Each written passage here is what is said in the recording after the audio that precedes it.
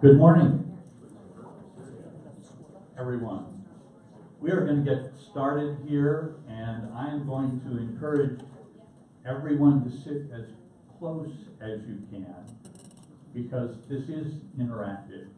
And despite that this feels a little bit like a freshman class, and some of you are just gravitating toward the back, it really will be easier and better if everybody could kind of pull into maybe the first 3 rows or so.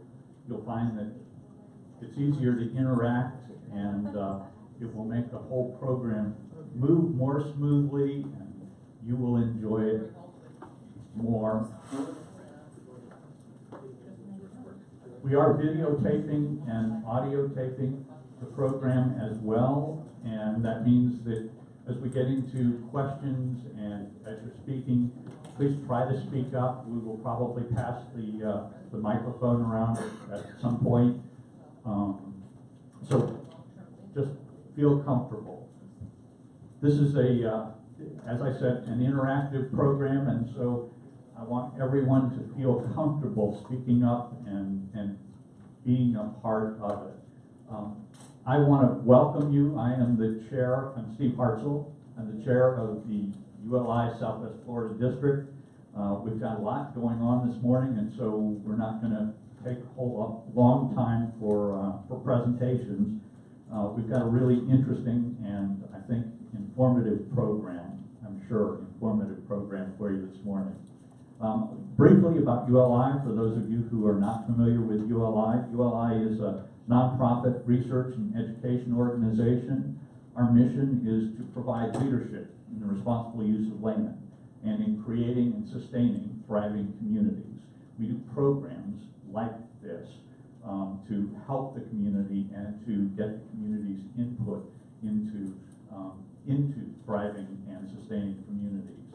I especially want to thank our sponsors. We've got our presenting sponsors for this particular program. University of Central Florida Metro Center. We have Diane Trees with us this morning. The Urban Innovation Grant Program. It's the national program, and they are our 2 presenting sponsors. And our patron sponsor is CompSpring. And you'll hear a little bit more about CompSpring from Lisa Diltz. Our host today, Florida Gulf Coast University. Our friend sponsors, FGCU, and Neal Communities, the 2015 Professional Builder of the Year. I particularly want to thank Neal Communities and Florida Gulf Coast University. Great friends of ULI Southwest Florida.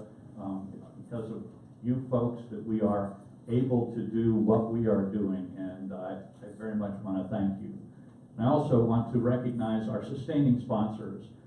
Without our sustaining sponsors, Southwest Florida ULI District would not be able to put on the kinds of programs that we do. And so thank you to Barron Collier, Kitson & Partners, Lutger, Miramar, Pavis Law Firm, RWA Engineering, Retzel, Stantec, Waldrop Engineering, and Morris Pugh and Stock Development. Again, without our sustaining sponsors, we would not be able to do the kinds of programs and be a part of the community like we are.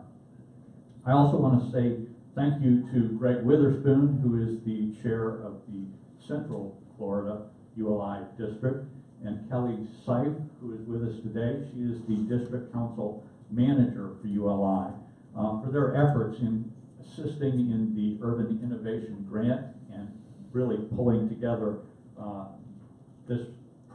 not just this program, but actually being able to fund this program. We're also privileged to have with us today Lisa Diltz and Diane Trees, who are the co-chairs of the Encore Entrepreneur Initiative.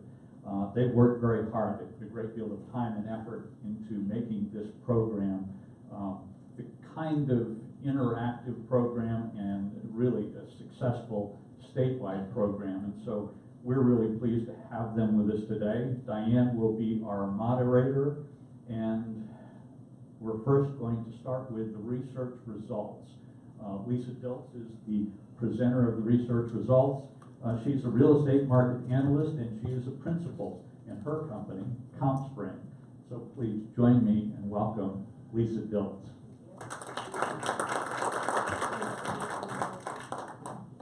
Good morning, thank you. Well, we are excited. Thank you. We're excited to be here. Thank you, Jackie, for putting this together as well. Appreciate it.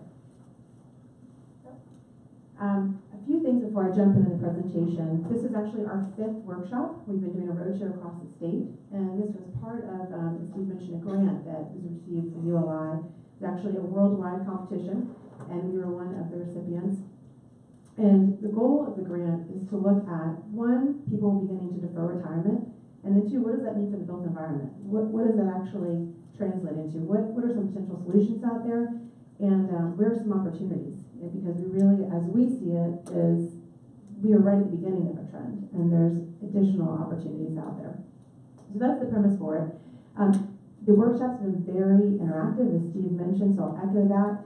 As I present the information up here, I welcome you to ask questions as we're going. And after I complete presenting the information to you, I'd like to go around and have each of you introduce yourselves and what your interest in this topic is to really kick off that engaging conversation that Diane will moderate with the panelists up here. So we've got a panel of experts. We know each of you are experts in your discipline as well. We'd like to hear your feedback about what you're seeing and how this information resonates with what you're seeing in the market.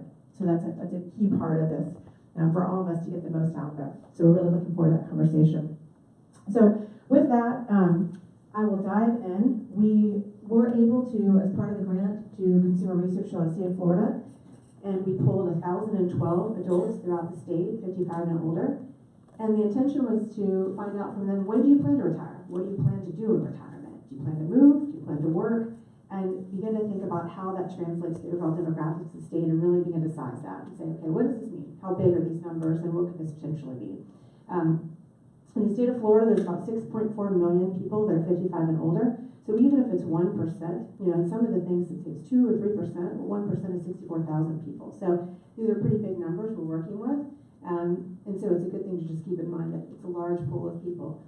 And with all things, what's interesting when we started this is we probably won't have an answer today. And actually all of this is translating into a white paper. Diane Sears in the back is helping us put together, raising your hand back there, has been on the roadshow with us. And the result of all of this is a white paper that we're putting together for each of the workshops to translate what the results have been. And the conversations have been really interesting and diverse across the different geographies we've gone to, and just the point of reference people are coming from and what's happening in their community. So that'll all be compiled together towards the end of the year. But so that'll be a great publication for you all to refer to. So with that, I will go ahead and jump into the presentation here. So we've got about 30 slides. The first part of it's really frame out what have we seen and what's led into this. And what actually began 5+ years ago. CompSpring is a real estate advisory company, and it's a company I started about 5 years ago. And when I went out to look for office space, I found that there was this conflict between the conventional office market and startup companies. Conventional office leases are 3 to 5 years. And you really have to be a little more set and finite. And when I began to dig into more, I found that I wasn't alone. In particular, the group that's 55 and older appears to be starting more businesses. And there's an increase in business formations. And in fact, the millennials and the boomers have the greatest entrepreneurial aspirations. And so this kind of led into this tangent of us beginning to think through, again, what does this mean and what could the trend be? So just to start off with market sizing. Oh, I think I've turned it off here.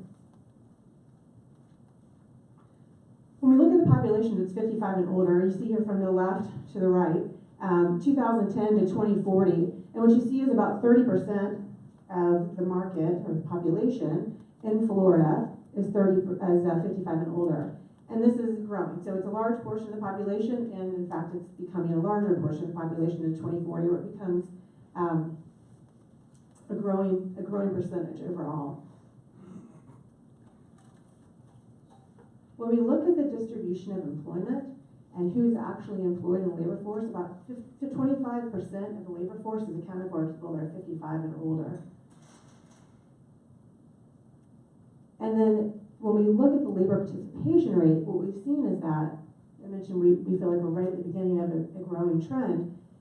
is that, 55 to 64, you see obviously a greater labor participation rate, that's grown from 57 to 66%. But when we zoom in on these older age groups, 65 to 74 and 75 to 79, the projected labor participation rate from 1994 to 2024 is nearly double for both of them. So it actually is double for 75 to 79-year-olds and nearly double for people that are 65 to 74. So there's the anticipation that people are continuing to work longer, obviously, as they age. And then when we look at new business formation, so this is back between 1996 and 2015 of who's actually starting businesses in the age groups. And what we see here is that the 55 to 64-year-old group has had a pretty large jump. So while the 20 to 34-year-olds are still a pretty big piece, and it's somewhat even, now it's a pretty even spectrum across these age groups here, from 20 all the way to 64 years old of business formations. So the question is, if they're staying in the labor force longer, they're starting businesses, exactly what are they doing? And one large piece of this we found is independent or contract workers. So we know by 2020, 40% of the labor force is projected to be independents or contract workers. And, a lot of this has become, out of the Great Recession, necessity. People couldn't find work, they had a skill, and they began doing consulting work on their own. And that was, gave them flexibility and also, created a job for themselves. But we see this as an increasing trend, and what we found is that 30% of independent or contract workers in the U.S. are 52 to 70 years old. So in our survey, we asked people, do you plan to start a business when you retire? And what's interesting is a smaller number than we thought it would be. So we're getting back the information, we're like, this isn't really sinking. It's about 3%. And what we found, though, we look at this, is that only 13% of people that are independents or contractors self-identify as having their own business. So it's a semantics issue. While you are an independent or contractor, that's your business, they're thinking, well, I don't have an office, I don't have staff, this isn't a business, in the way that we would think about a business conventionally, maybe pre-retirement. But we are absolutely seeing this trend of people pushing into independents and contractors across all age groups, but particularly 55 and older. When we look then, not surprisingly, at the rate of self-employment by age, while the labor participation is lower for 65-year-olds, their rate of self-employment is the highest among any age group. At 15% that are still working are self-employed. And you know what I should have said at the beginning of this is, if you'd like a copy of this presentation, and this is a lot of information, please give me your business card and I'll email it out to you. So I mentioned we did this survey, so that's really setting the stage of, we see this as a growing trend. 55 plus population is only getting larger. They continue to be in the workforce. They seem to be pursuing independent contract work, among other things. So when we went out and actually asked people, what are your plans? What are you doing? I mentioned there were 1,012 people that responded to our survey.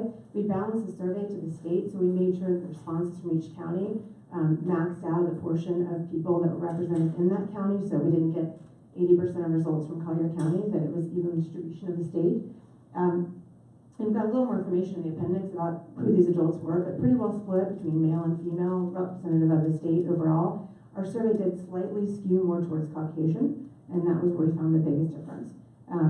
Overall, pretty good representation of the state's 55 plus year olds.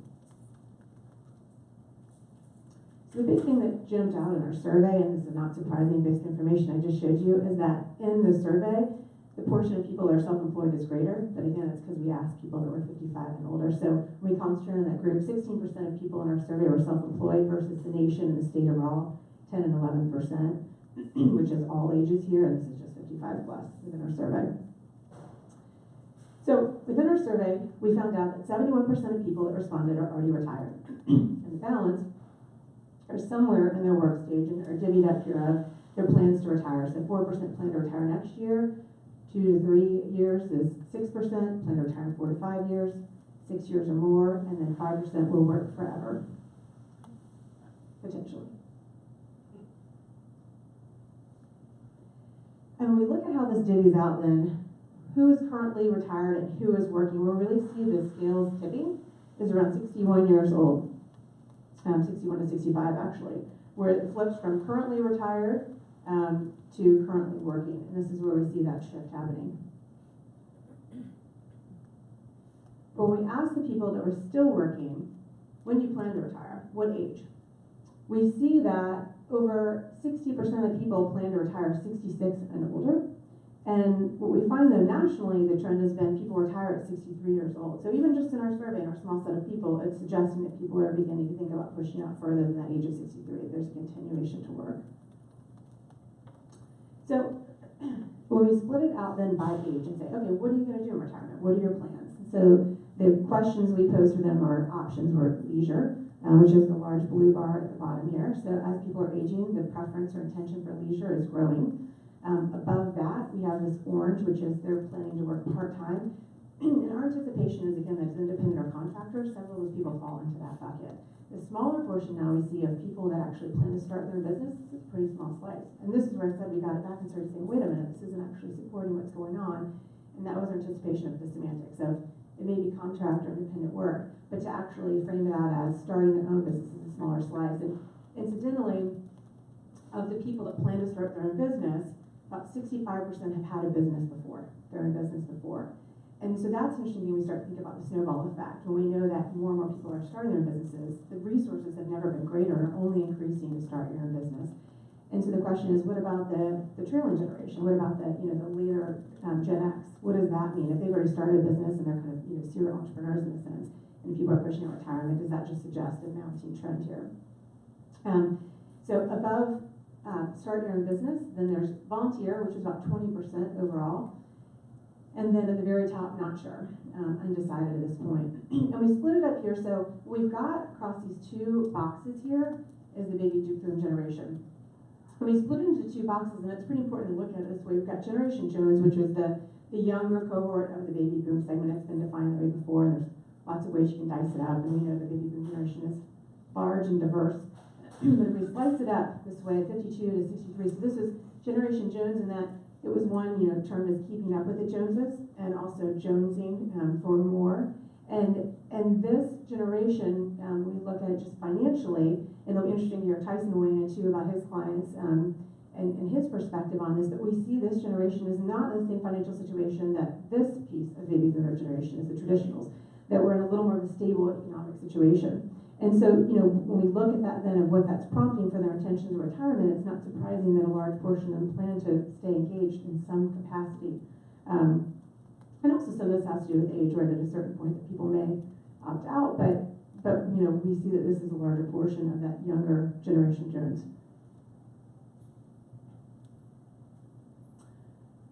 So the question we asked people was, then, if you plan to continue working, what would be the most helpful resources out there? What would really benefit you most? And this was interesting because on the low end of the scale here is access to credit.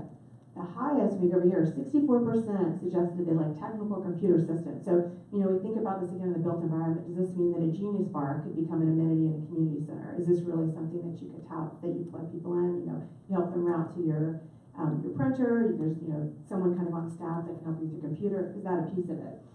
Information and strategies for dealing with tax consequences, a place to work. So, again, what does this mean for the built environment? Is it flexible? Is it third places? What does that really translate into? And then tying with that would be a network of people who are in the same life stage and also pursuing new endeavors. So we know we look across the country at top-selling master plan communities. The common thread is social fabric. And so, the question is, how does work begin to define who you are and also help foster that social fabric and connections between people? And what can the built environment do to help foster that network and that framework of people who are in the same life stage and connect people with each other? And then financial assistance here also tied with that.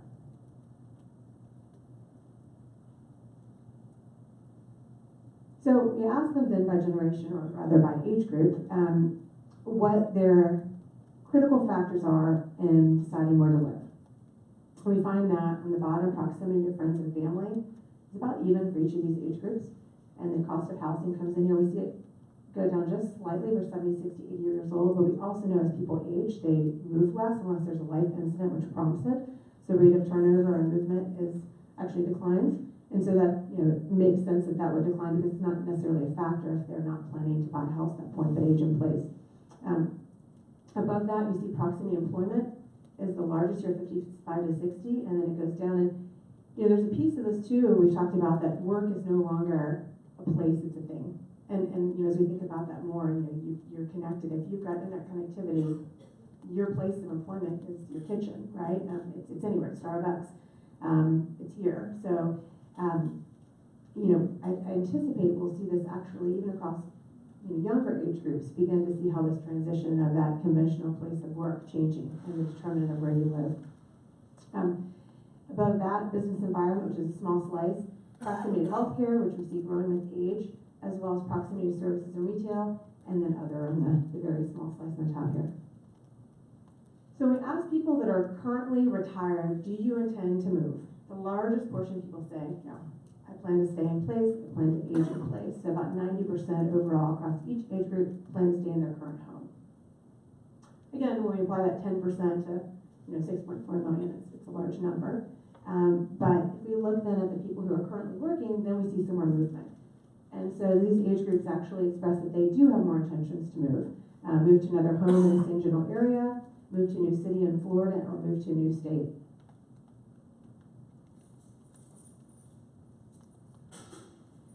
The other question we asked them was, okay, if you could move anywhere then, and we see this in our research that, particularly people who are coming out of state, that they will shop the state of Florida. In some cases, they'll shop the Southeast.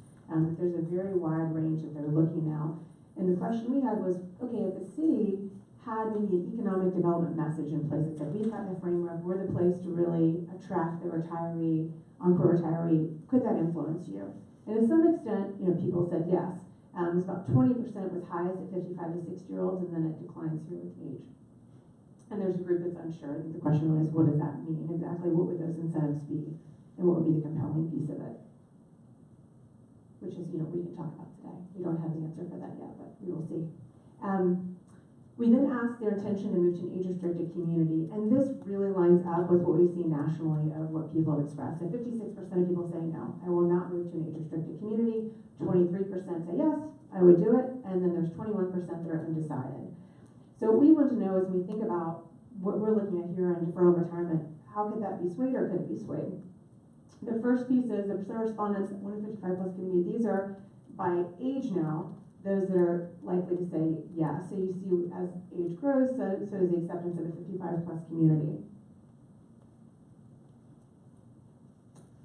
And then here's the piece that's unsure. So by each age group, the piece that's, could be swayed. And typically it's the lifestyle that will sway them. They don't necessarily want to be in just age restricted, but the lifestyle provided will compel them and tip the scales for them. So the question we have was then, okay, if the developer provided some kind of office space and tech support for those people that are unsure, would that sway you? Would you then consider moving to a community that was age restricted? And this was an interesting piece. This actually surprised us. Over 60% of people that are 55 to 60 said, yeah, actually that would sway me. And the same for people that are 61 to 65, almost 70% that would be swayed by some form of support for pursuing or continuing to work.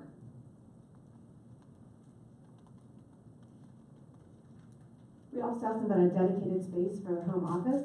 So we found that over 55% of people said it was very or somewhat important for them to have some kind of office space in their home. So if you remember, again, 71% of our participants are retired, although 55% said, yes, actually, it's pretty important for me to have some kind of space where I can work, which suggests, again, the intention to continue doing some form of work in their home. And then we asked, what's the ideal location? Does it have to be its own thing? Should builders begin to think about really modeling this more, particularly in communities that are age targeted or capturing higher significance of people that are 55 and older? We found that 58% of people do want it as a separate room, and 33% of people said, it could be within a shared space in a kitchen or den and carved out. We found that with older ages, as people grew in age, that the importance of having a separate room actually declined.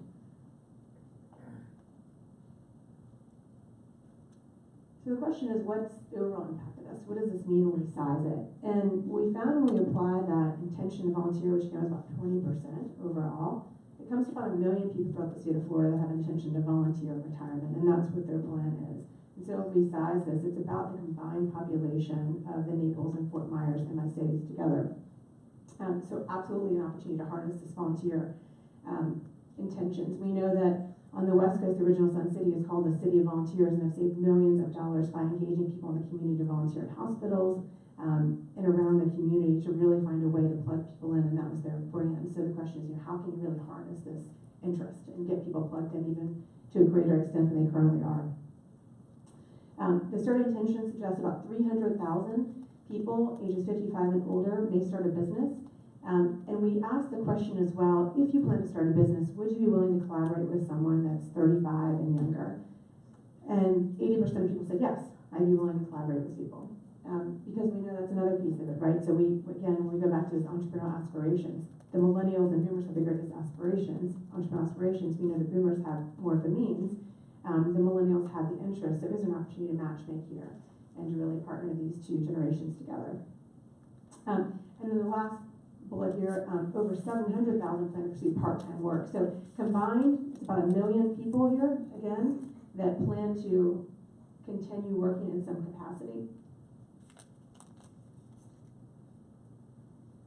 So when it applies to housing, and say again, we look back at how many people plan to move, how many people plan to choose a 55 plus community. On the top here, over 445,000 people, ages 55 that are retired, plan to move within the state. So there's pretty large shuffling of people that are going to move and stay within the state of Florida.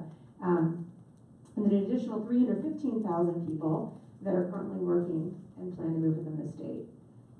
So this is retired, and again, people that are currently working. Second point here, those that plan to move, 95,000 that are currently retired will seek an age-restricted community, while less than half of people who are currently working will seek this type of community. And the tipping scale again is, what if if we apply the unsure portion, some kind of component that facilitates and fosters them continue to work, provides that social fabric and that network and that technical support, how many more could potentially be swayed?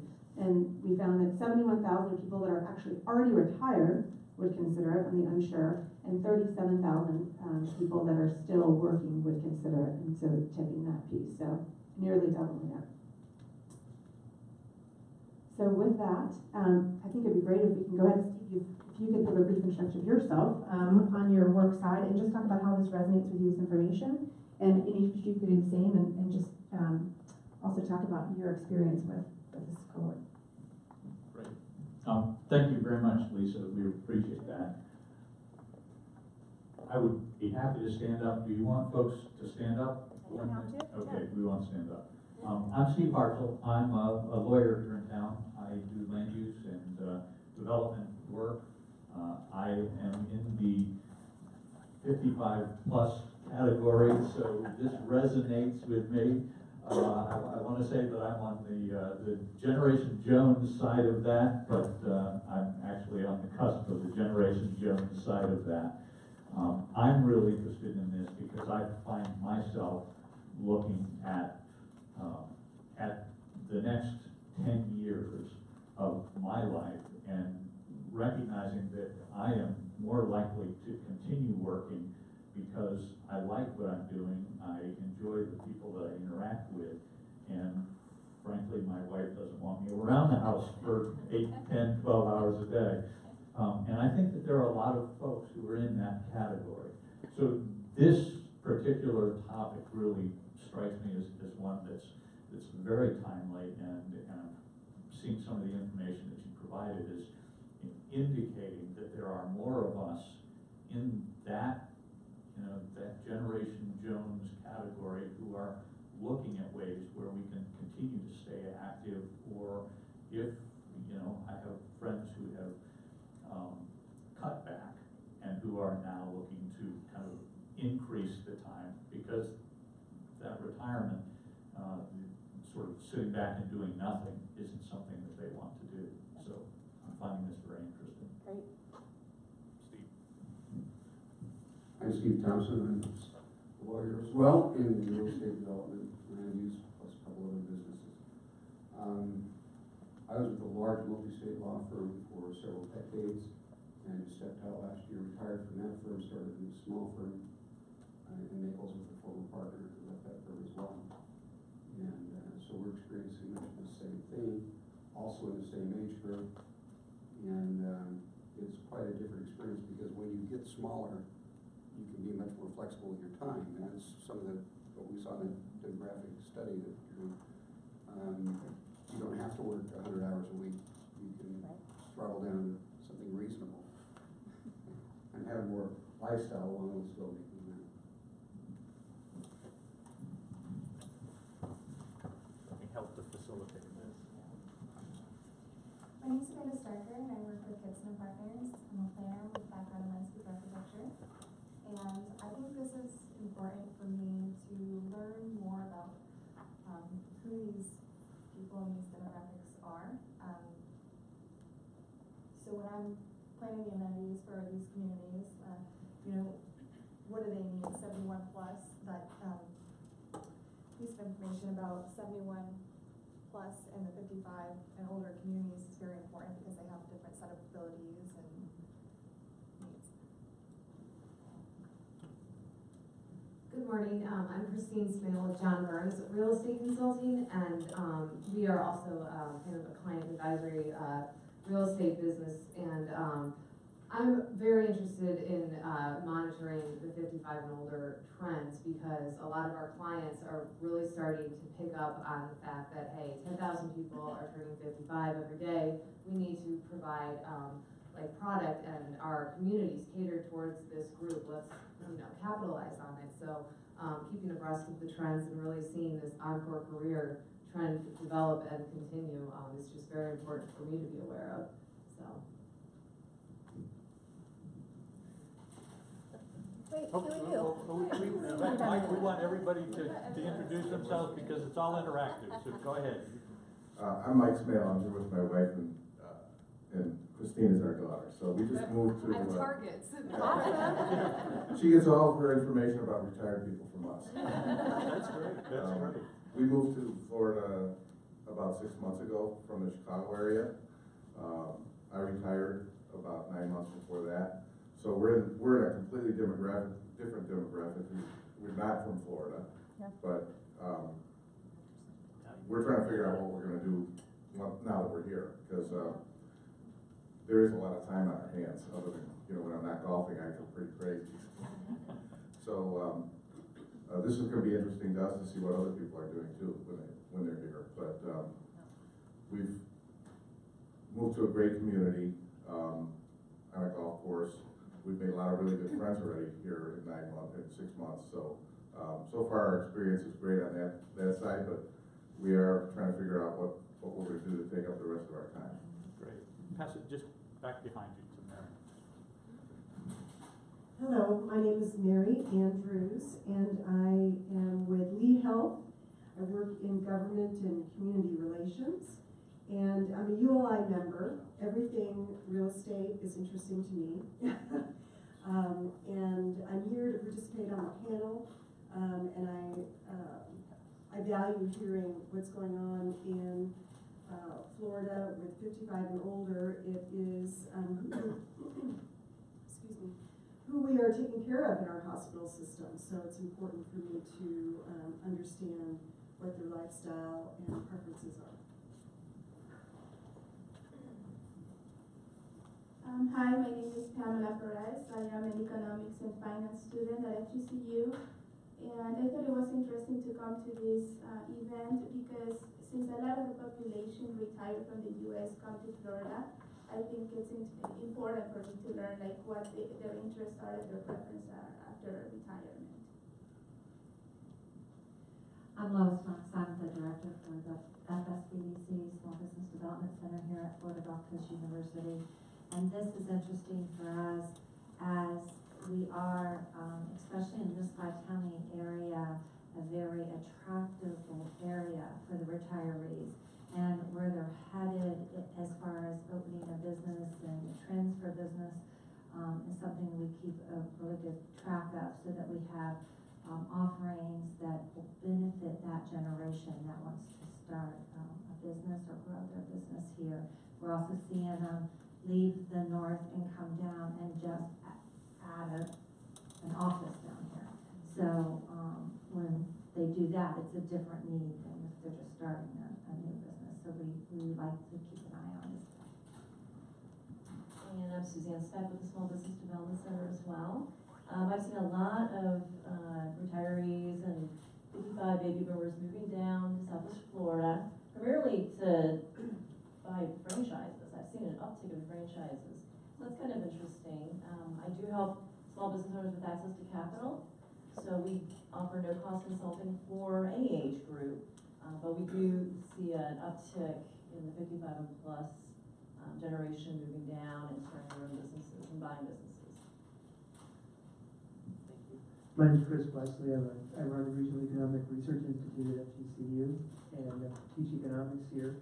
Great presentation, great data.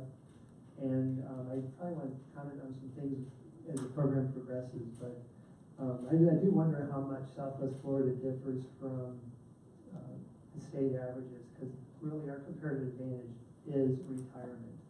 So everybody who wants to, the cohort that wants to retire, they're going to come down here in higher numbers anyway. It's a very different situation in terms of the built environment, I think, in a bigger MSA, Orlando or Tampa, or someplace like that. I don't know how many people here ever heard Jerry Parrish of the Florida Chamber speak on these issues. You have.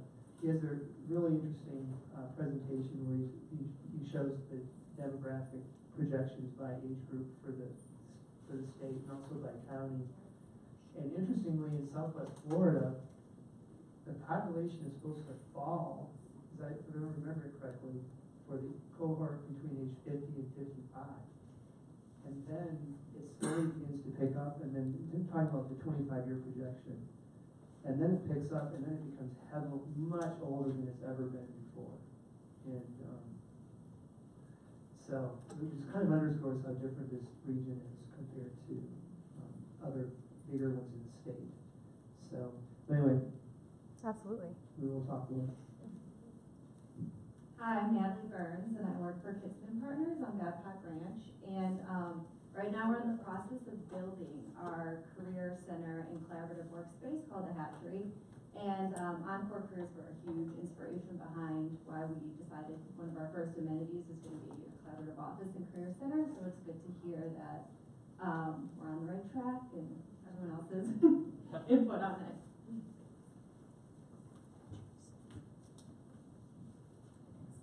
Hi, I'm Deborah Forrester. I'm redevelopment manager in Charlotte County, and a couple years ago, Charlotte had the oldest population in the state of Florida.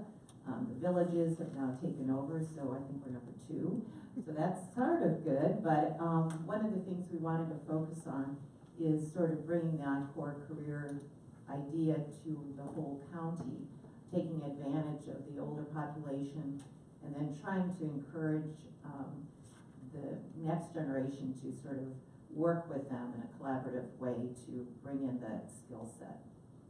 I'm also Jen Jones, which I never heard of before, so I learned something new already, so I love that, because I remember jonesing for pizza. Now I can jones for lots of other things. So anyway, I think it'll be a very interesting program today.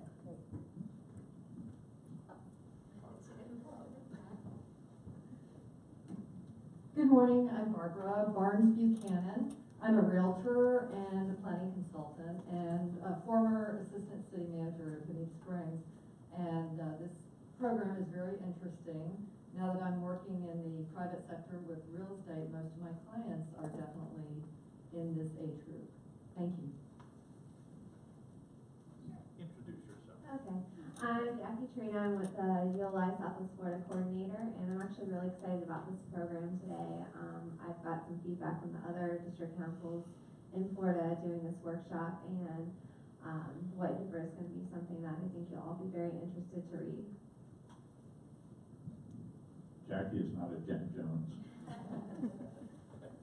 Hi, I'm Diane Sears. I'm writing the white paper. I've had my business since 2000, and I'm turning 55 this year. So when I heard about this project, I jumped out of my chair and said, yes, I'm going to work on this. Really, it's been great, interesting to go around the state and hear what everybody has to say. So. Good morning, I'm Tyson Smith. I came down from Orlando this morning. I'm going to see some other folks while I'm here in town. But I'm with Raymond James. My practice has been around for about 18 years. I started it up in Peoria, Illinois. And to give you a little background, by the way, the folks from Chicago, go Cubs. I was wearing my Cubby shirt for our Christmas cards this year. But to give you a little background, I started a business up in Illinois back years and years ago. I won't tell you how far. Called Illinois Marine Technologies. And my business partner, my financer behind that was my father, who was retiring, took an early out package from IBM. So I've been embedded in this concept for years and years and years, for 100% of my working career, because when we sold those businesses that we'd started, and I started my practice, financial advisors, guess who my clients are? So now we manage nearly $150 million of other people's money, and a lot of my clients are entrepreneurs. Or they're coming to that age where they're going to retire, and they're asking me, Tyson, should we be retiring and putting our money into investments over here or investments over there, or we're thinking about starting a business, and here's our concept and how do we do it, and so on. And with my entrepreneurial background, it kind of helps give them the right type of advice. So you're not the only target in the room. A lot of my clients are targets as well, as to whether or not they want to, where they want to live, work, and play. Hello, good morning. Good morning. I'm Andres Alfonso, and I'm a student athlete here at the university. I'm studying finance, and I was going to major in real estate, but I don't have enough time, so I want to get out there and start working. But this event is very interesting for me. I have been to other ULI events, and I really learned really good information about potential trends and economic developments in Southwest and the state. So really looking forward to learn more. Hello, my name is Tim Bile, and I'm with Miramar Development, also a ULI member, and also a Jen Jones participant. And so this is very interesting, both from a personal and development perspective for us. Thanks. I'm Neil Montgomery. I'm an attorney. I do land use and local government. Most of the people in that category show up and complain at my hearing. So it's interesting to know a little bit more about them. Plus, I think whatever happens to the next generations is going to be different because of the lost 10 years, because of the recession, and because I think that, like the Smales, they're trying to figure out, what are you going to do? Because I think you're different than other generations who are just happy to go play golf and do nothing. So, you know, you think about what kind of communities are we going to have, they're going to look different and be different than what we've done in the past. I don't know if we know what that is yet, but that's part of why I'm here. Good morning, my name is Valerie Pike. I'm with Collier Enterprises. I'm part of the team that is planning and permitting a new development out in eastern Collier County called Rural Lands West. And so it's helpful for us to know what the mix of the product should be for age-restricted, age-targeted, family-type housing, and what their needs will be. So that's what we can plan for. Thank you. I'm going to stand. I'm 71 years old. If I don't move my knees, I'll never get out of the place. My name is David Hamblett. I'm with SCORE. The SCORE chapter here locally has about 30 members. We're all volunteers. Proud to say that the 8 chapters that comprise Southwest Florida were all platinum last year, which was the top of the SCORE of mentoring. And our particular chapter has just been awarded the 10th best chapter in the country. So SCORE is doing a great job locally and nationally. My name is George Parker. I'm a full-time Estero resident as of 3 years ago. I retired about 3 years ago. I was the CEO of a healthcare media and communications company up in Pennsylvania. And about a year into retirement, although anybody who says I'm bored of retirement, there is fundamentally something wrong with them. I mean, retirement is fantastic, but I was looking for a little bit more to do, and so I started a little consultancy, updated my LinkedIn information, and got business cards, and I've been working with a couple of startups in an advisory capacity. None in Florida, though, West Coast startups. So I was interested in finding out what's going on in Florida, and so far it's been great. Hi, my name's Howard Cohen. I'm on the Estero Community Improvement Foundation, which has been established for several years to help find out what Estero residents want. We've conducted a survey and now have presented it to the City Council, who has adopted it. We are a volunteer organization. We're looking to combine the people in Estero who want to do something other than play golf all the time, empower them to work with public-private partnerships and other things that can improve the quality of life in Estero. On my spare time, I remain on the bank board and run a family office, which is a full-time job also. Good morning. I'm Nancy Cohen, Howard's wife. We moved here in 2001. I was 52 at the time. Retired architect at that point, and I'm 68 now. Both Howard and I have spent quite a bit of time in and interest in the development of Estero because, well, we live in Estero, but my background also was in sociology, and it was just fascinating to be here sort of on the ground with this new community starting. So I participated as a volunteer with the Estero Design Review Board, and really felt that was a valuable part of my time. My parents had moved here to Naples in 1973, so I've seen this whole area change quite a bit. What's of interest to me too is that with the more older people moving here, is that the support systems have also increased of the younger people, and I'm sure architecturally and planning-wise, the needs for them also is of concern to the various developers here. So the volunteer aspect's been a big aspect of what I've been doing. I started a women's giving circle here, where we vet various charities and contribute to their well-being, actually, in grants to them. I guess that's about all. I find this very interesting. I love this concept of Babcock Ranch and people really making design a reflection of what's really going on out there. I will also stand. My name is Jean Cannon, and I start up startups. What I've done now is 50 plus years in technology, and got off the road. I was doing a lot of traveling and looked around my community and decided that I needed to make sure it was sustainable. And what I found was that we had a lot of excellent resources, but very siloed. And I'm a natural networker.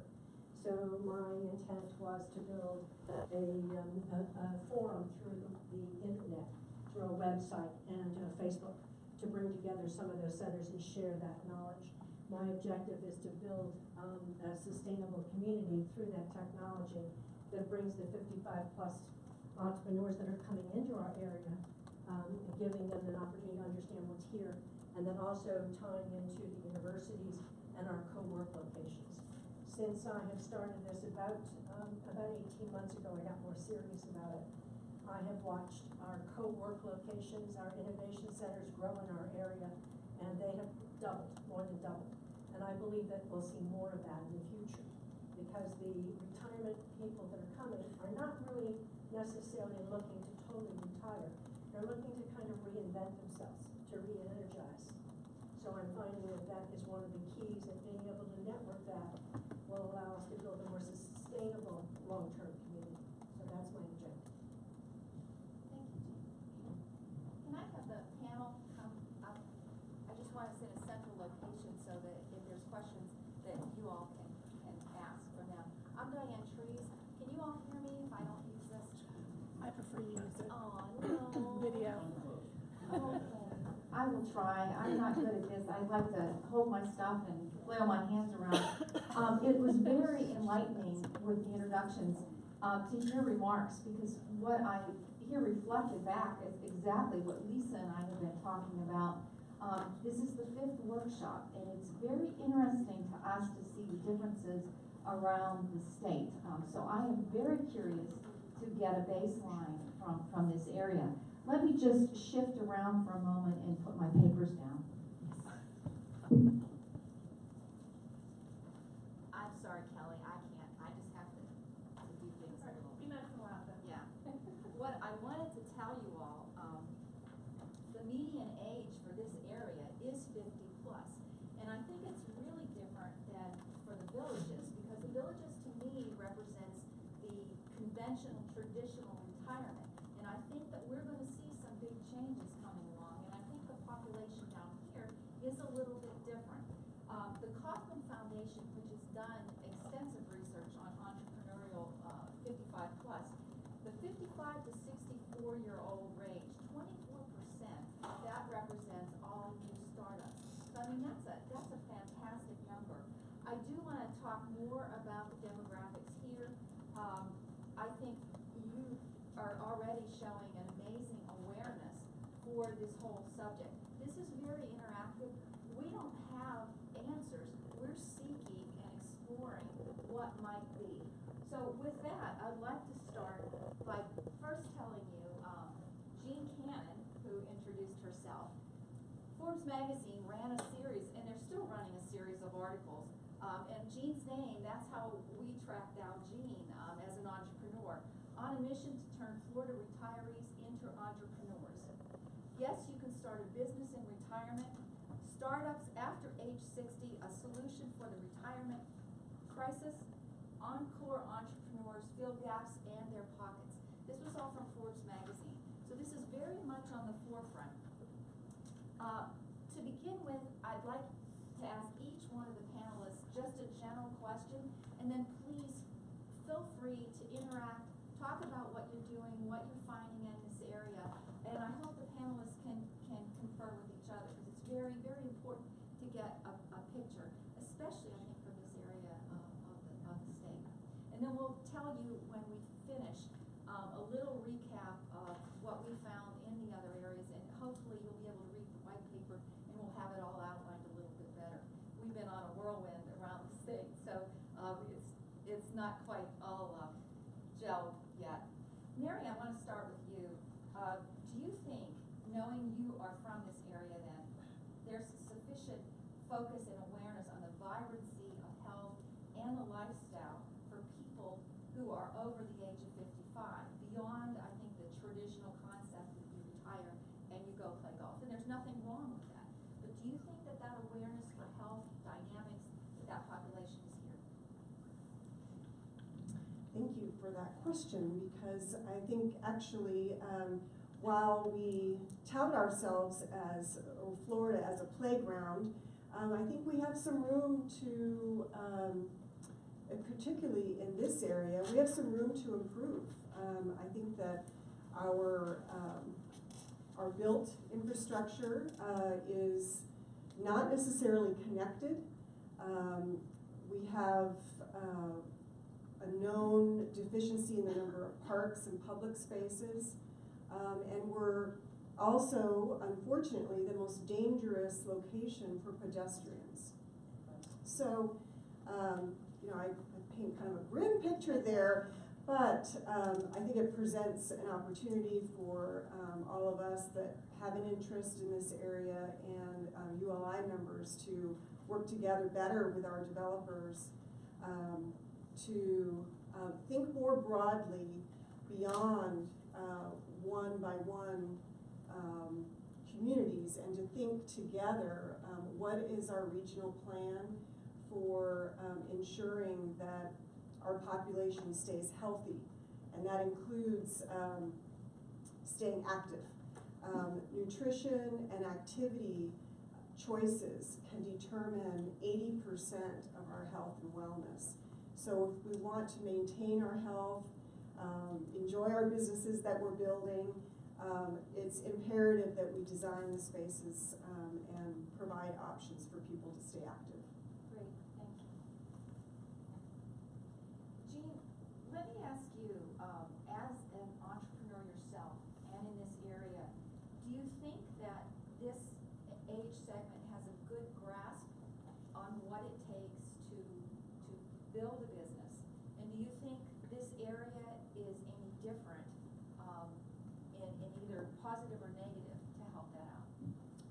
I definitely think that the people I've run into have a grasp on what it takes to build a business. The difficulty sometimes is translating the work from a business that they've come from, a more structured business, to something that allows them to start up. In other words, they're looking in some cases to go ahead and get the financial backing before they actually have their idea and a prototype. So they need to move a little bit closer to actually having something that is actually viable to show and to demonstrate.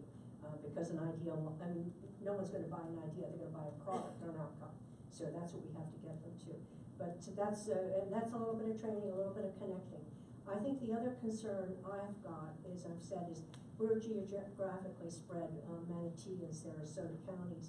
We have a lot of different types of resources. So getting the awareness of what's out there, and then providing the ability for people to connect through some networking, informal networking, and some